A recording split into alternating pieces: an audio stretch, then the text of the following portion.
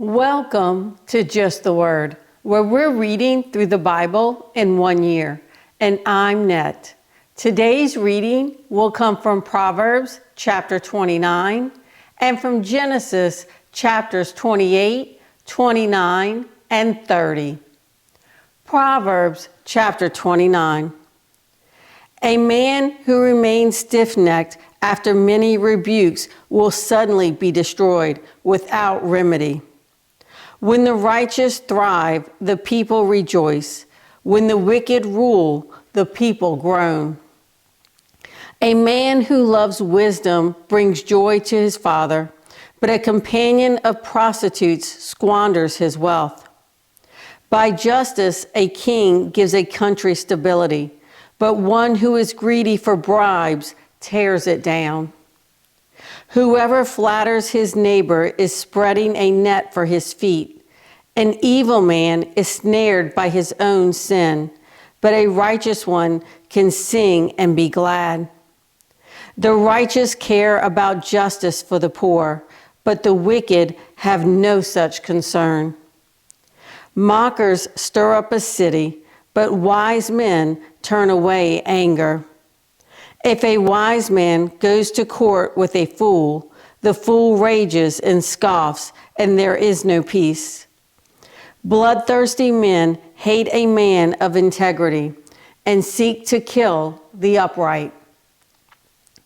A fool gives full vent to his anger, but a wise man keeps himself under control. If a ruler listens to lies, all his officials become wicked. The poor man and the oppressor have this in common: the Lord gives sight to the eyes of both. If a king judges the poor with fairness, his throne will always be secure. The rod of correction imparts wisdom, but a child left to himself disgraces his mother. When the wicked thrive, so does sin, but the righteous will see their downfall. Discipline your son, and he will give you peace. He will bring delight to your soul. Where there is no revelation, the people cast off restraint, but blessed is he who keeps the law. A servant cannot be corrected by mere words. Though he understands, he will not respond. Do you see a man who speaks in haste?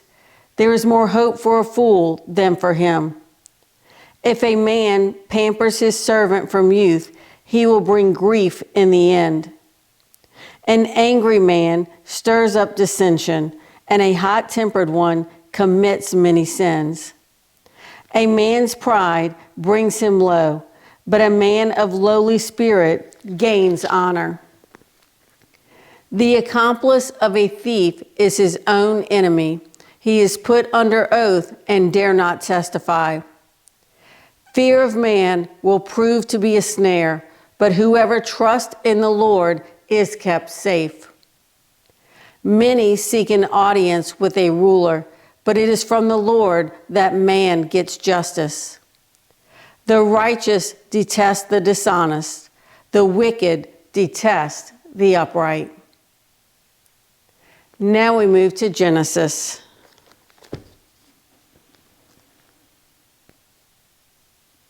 Genesis chapter 28. So Isaac called for Jacob and blessed him and commanded him, "Do not marry a Canaanite woman. Go at once to Paddan Aram, to the house of your mother's father Bethuel. Take a wife for yourself there, from among the daughters of Laban, your mother's brother. May God Almighty bless you and make you fruitful and increase your numbers until you become a community of peoples. May he give you and your descendants the blessing given to Abraham, so that you may take possession of the land where you now live as an alien, the land God gave to Abraham."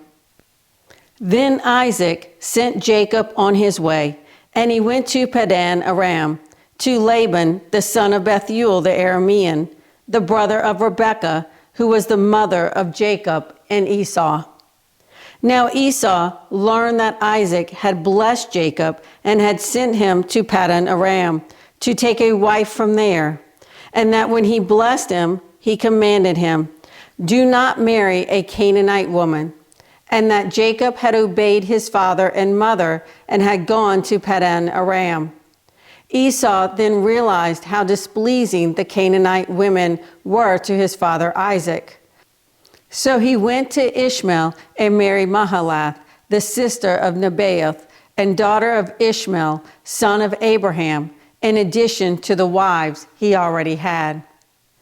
Jacob left Beersheba and set out for Haran. When he reached a certain place, he stopped for the night because the sun had set. Taking one of the stones there, he put it under his head and lay down to sleep. He had a dream in which he saw a stairway resting on the earth with its top reaching to heaven, and the angels of God were ascending and descending on it. There above it stood the Lord, and he said, "I am the Lord, the God of your father Abraham and the God of Isaac. I will give you and your descendants the land on which you are lying. Your descendants will be like the dust of the earth, and you will be spread out to the west and to the east, to the north and to the south. All peoples on earth will be blessed through you and your offspring. I am with you and will watch over you wherever you go, and I will bring you back to this land.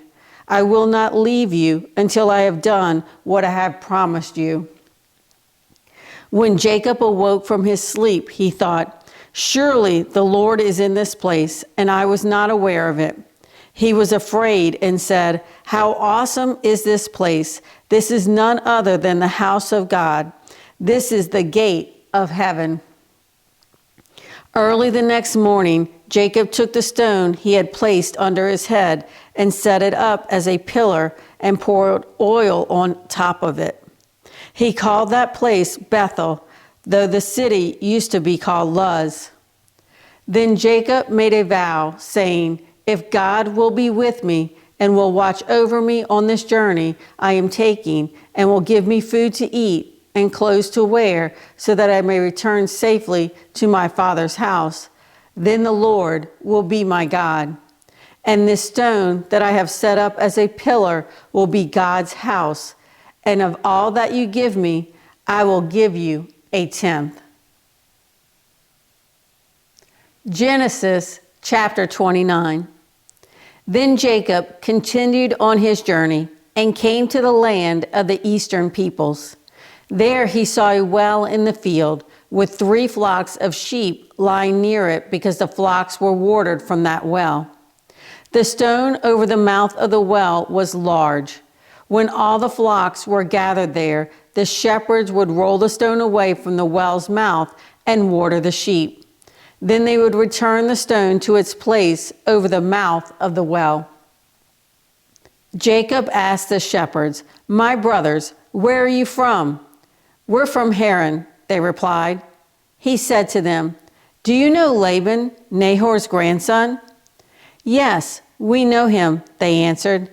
Then Jacob asked them, "Is he well?"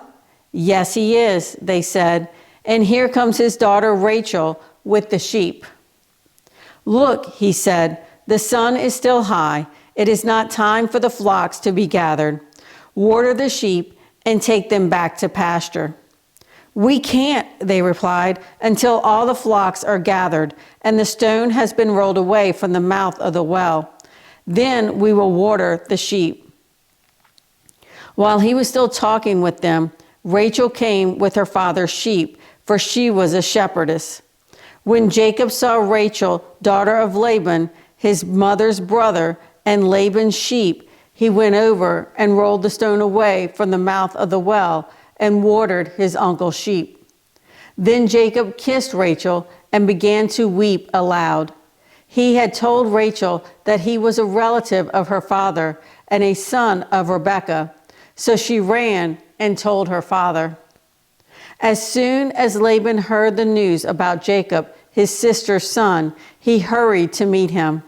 He embraced him and kissed him and brought him to his home. And there Jacob told him all these things. Then Laban said to him, "You are my own flesh and blood." After Jacob had stayed with him for a whole month, Laban said to him, "Just because you are a relative of mine, should you work for me for nothing? Tell me what your wages should be." Now Laban had 2 daughters. The name of the older daughter was Leah, and the name of the younger was Rachel. Leah had weak eyes, but Rachel was lovely in form and beautiful. Jacob was in love with Rachel and said, "I'll work for you 7 years in return for your younger daughter, Rachel." Laban said, "It's better that I give her to you than to some other man. Stay here with me." So Jacob served 7 years to get Rachel, but they seemed like only a few days to him because of his love for her. Then Jacob said to Laban, "Give me my wife. My time is completed, and I want to lie with her." So Laban brought together all the people of the place and gave a feast. But when evening came, he took his daughter Leah and gave her to Jacob, and Jacob lay with her. And Laban gave his servant girl Zilpah to his daughter as her maidservant. When morning came, there was Leah. So Jacob said to Laban, "What is this you have done to me? I served you for Rachel, didn't I? Why have you deceived me?"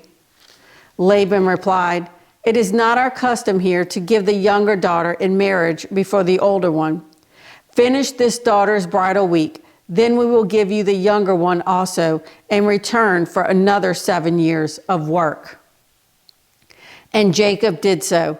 He finished the week with Leah, and then Laban gave him his daughter Rachel to be his wife. Laban gave his servant girl Bilhah to his daughter Rachel as her maidservant.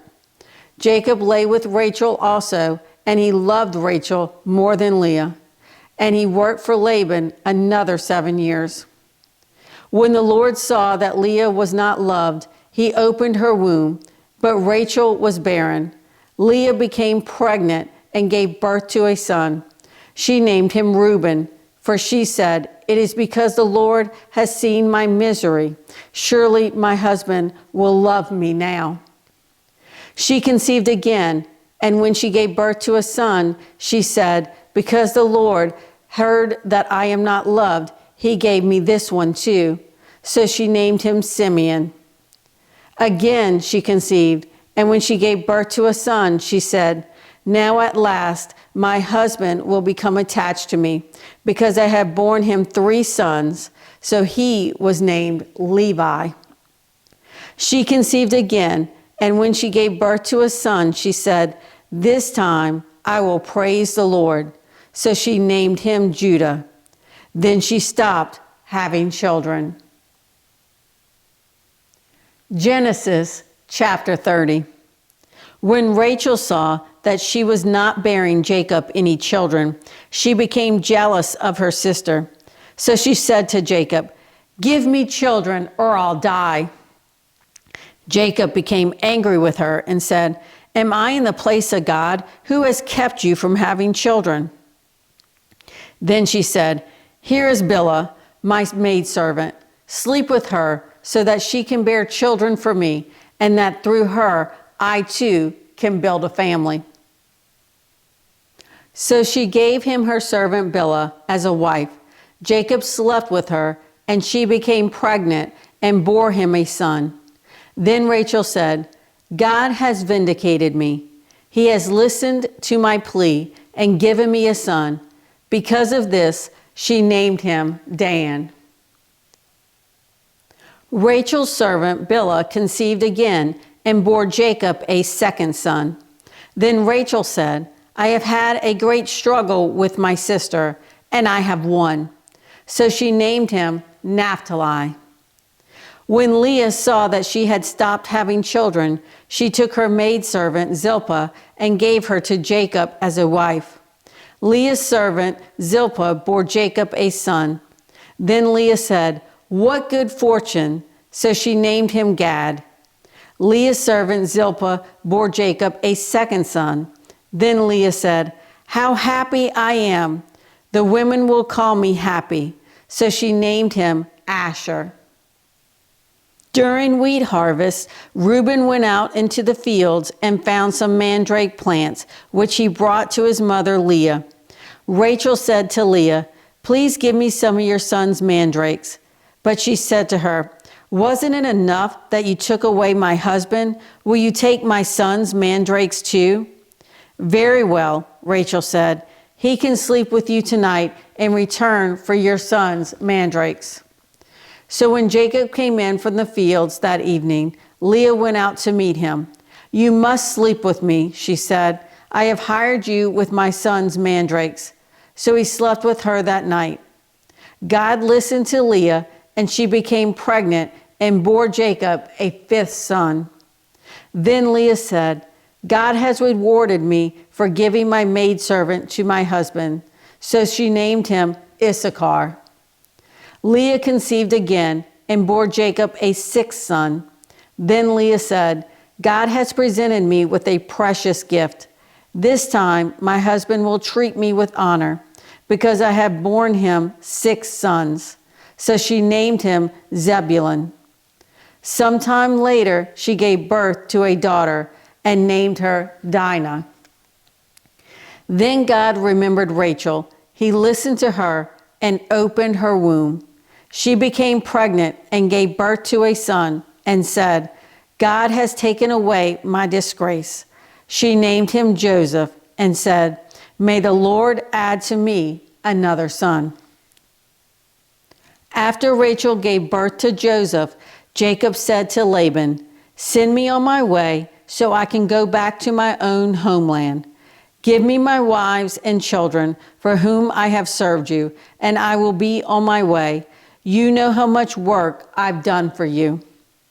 But Laban said to him, "If I have found favor in your eyes, please stay. I have learned by divination that the Lord has blessed me because of you." He added, "Name your wages, and I will pay them." Jacob said to him, "You know how I have worked for you, and how your livestock has fared under my care. The little you had before I came has increased greatly, and the Lord has blessed you wherever I have been. But now, when may I do something for my own household?" "What shall I give you?" he asked. "Don't give me anything," Jacob replied. "But if you will do this one thing for me, I will go on tending your flocks and watching over them. Let me go through all your flocks today and remove from them every speckled or spotted sheep, every dark-colored lamb, and every spotted or speckled goat. They will be my wages, and my honesty will testify for me in the future whenever you check on the wages you have paid me. Any goat in my possession that is not speckled or spotted, or any lamb that is not dark-colored, will be considered stolen." "Agreed," said Laban. "Let it be as you have said." That same day he removed all the male goats that were streaked or spotted, and all the speckled or spotted female goats, all that had white on them, and all the dark-colored lambs, and he placed them in the care of his sons. Then he put a 3-day journey between himself and Jacob, while Jacob continued to tend the rest of Laban's flocks. Jacob, however, took fresh-cut branches from poplar, almond, and plane trees and made white stripes on them by peeling the bark and exposing the white inner wood of the branches. Then he placed the peeled branches in all the watering troughs so that they would directly be in front of the flocks when they came to drink. When the flocks were in heat and came to drink, they mated in front of the branches, and they bore young that were streaked or speckled or spotted. Jacob set apart the young of the flock by themselves, but made the rest face the streaked and dark-colored animals that belonged to Laban.